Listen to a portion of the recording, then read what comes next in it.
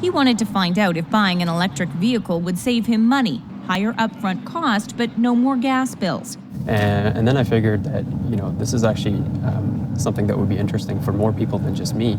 Because he's a PhD candidate and lecturer at UBC, Javed turned his personal dilemma into a study, comparing the total cost of owning and operating an electric vehicle with its gas counterpart.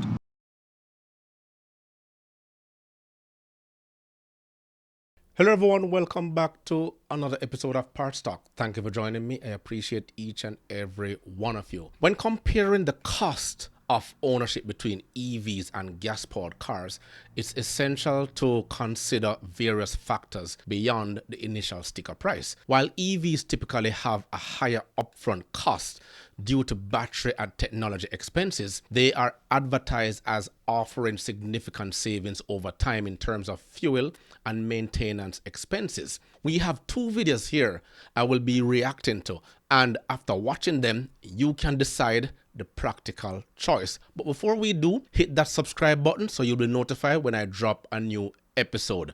Let's get straight into the first one. With 3 kids, a house in the suburbs, and a job in the city, Bassam Javed drives a lot.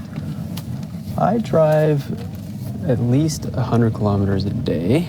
He wanted to find out if buying an electric vehicle would save him money, higher upfront cost, but no more gas bills. And then I figured that, this is actually something that would be interesting for more people than just me.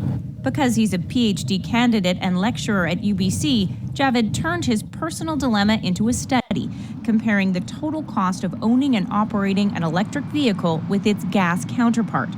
There's a lot of factors that go into it.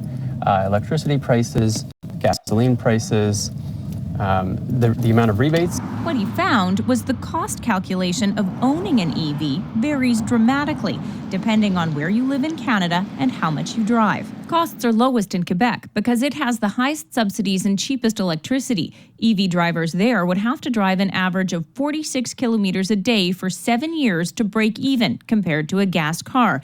BC comes in second with 64 kilometers daily. Ontario, 88 kilometers. And up north, owning an EV doesn't make much sense. To break even, drivers in Nunavut would have to average 181 kilometers. Well, I have to thank CBC News again because they're getting into the numbers, and the numbers are important. Well, you can always go ahead and interview individual persons who own EVs, but at the same time now, for those who still are on the fence, it is even more important to have these numbers.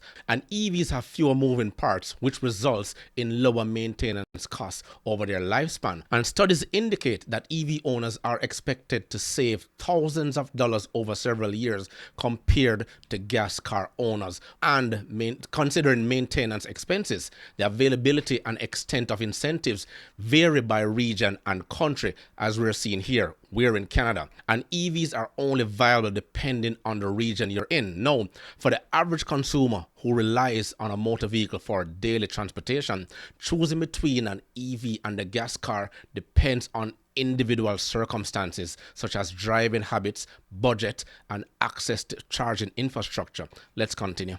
So there's actually a big urban-rural gap in the problems that arise when you transition to an electric vehicle. This economist says policies to promote electric vehicles need to take geography into account.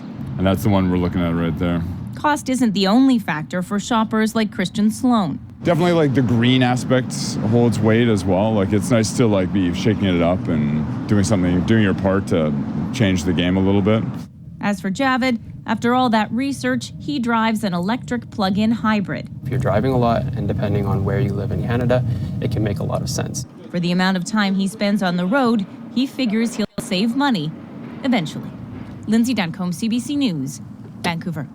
So my current option right now to promote is an hybrid, because you enjoy the best of both worlds. And if you use your car as extensive as I do, hybrid, to my estimation, is the better choice. So while EVs offer long-term cost savings and environmental benefits, gas cars may still be more suitable for consumers with limited access to charging stations, or for those who frequently travel long distances. Now, according to CTV News here, you're seeing on the screen, it reads, Canada's first electric fire truck was in service less than a month before it needed repairs. But it was all glitz and glamour at the launch. But when the problem arose in less than a month, the cameras was nowhere to be found. Check out this video.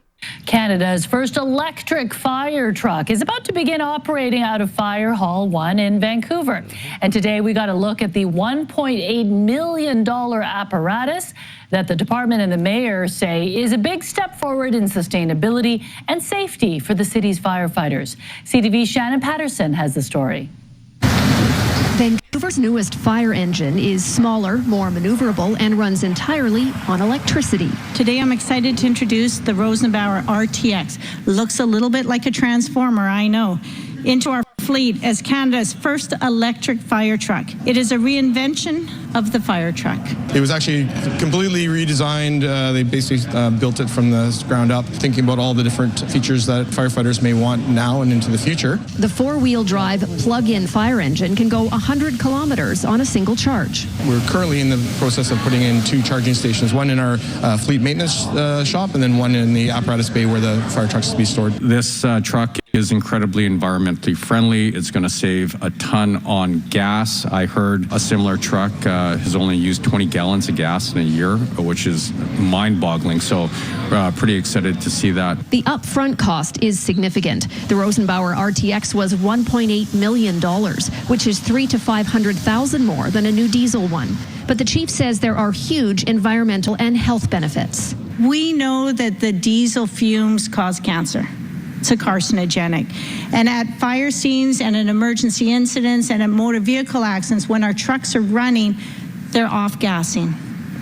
So this with the electric, we're reducing that impact not only to our firefighters who are working around the engine, but also to the community that we're serving as well. Starting Tuesday, the new truck will be in operation at Hall 1. We're wanting to make sure that it works in our environment. All the glitz and glory. I won't say anything else about DEI. You know my stance on that. But as I said, less than a month. But I'm going to break down the complete article right there. Just a summary, so you won't have to read anything. And I'll also leave the link in the description box below. So it says, Vancouver's newly acquired $1.8 million electric fire truck faced setbacks just weeks after entering service due to a leaky water tank, sidelining it for repairs. The issue, covered by the manufacturer Rosenbauer, emerged shortly after its debut in December 2023. Despite the setback, Vancouver Fire Rescue Services assured that mechanical issues were routine and swiftly addressed.